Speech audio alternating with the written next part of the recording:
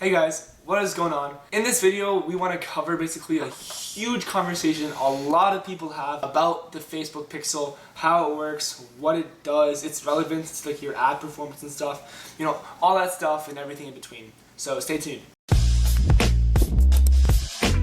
Guys, this video is going to be not just for beginners, but also for people that have been doing dropshipping for a long time too, because we actually have a lot to say about the Facebook Pixel. Just for people that are just starting out on Shopify and dropshipping, the Facebook Pixel is basically a piece of coding that goes on your website, and it tracks all the customer information that is on there. So for example, when someone goes onto your website, or when someone adds the cart on their website, when someone initiates a checkout, when someone purchases, all that information is stored as what is called the Facebook Pixel. And it's very, very valuable information for when you're using Facebook and when you're scaling your ads or when you're running Facebook ads. Once you have enough data and once you have sufficient data on your Facebook Pixel, you can use that data on your Facebook account to start running ads, like custom audience ads and like audiences. Additionally, guys, a lot of people think that the Facebook Pixel has a humongous role in terms of how your ads perform, all these kind of things. They think that, like, you know, if your Pixel for some reason isn't tracking, issues with like Pixels not tracking data.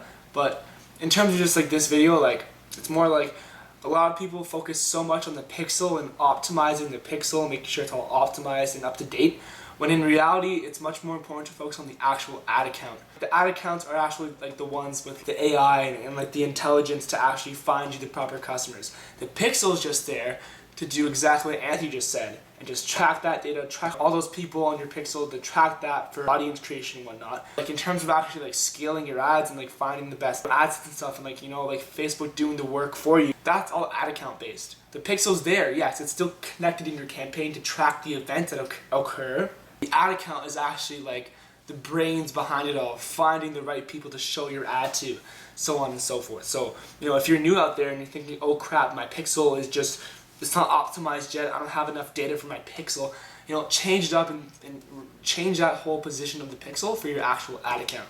Because that's the truth. It's been covered by, you know, many professionals in this, you know, in this field of e-commerce and Facebook ads. Like it's much more important to have an optimized, you know, ad account than it is to have a Pixel. It's actually like another myth about the Facebook Pixel too, guys. So a lot of people, what they'll do is when they start scaling their ads, they'll actually use multiple pixels, so just for different products, for example. And there's apps that you can use for this on the Shopify platform. This is just done so that basically they can separate each one and kind of have like a different niche product, for example. So if they're running a beauty product and like a pet product, right, they don't want to have both that information or that data going into one pixel, because it may skew or may potentially mess up the pixel. Yeah, you know what I mean. Like there's female and male, like different ages. Like it might not optimize as properly. Had like a trusted ad account with proper information set up, your business verification, all that stuff.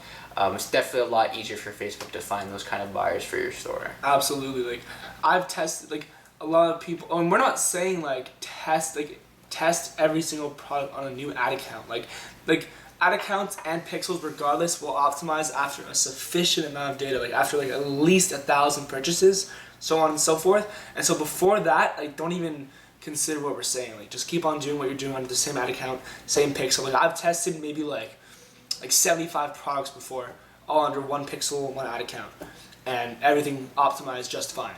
So until it's really sufficient and you have that one like solid, one or two or three solid products, you know, don't worry about that too much. Alright guys, thank you for watching this video. We hope you learned a little bit about the Facebook Pixel and kind of some things that people think about the Facebook Pixel that aren't actually true.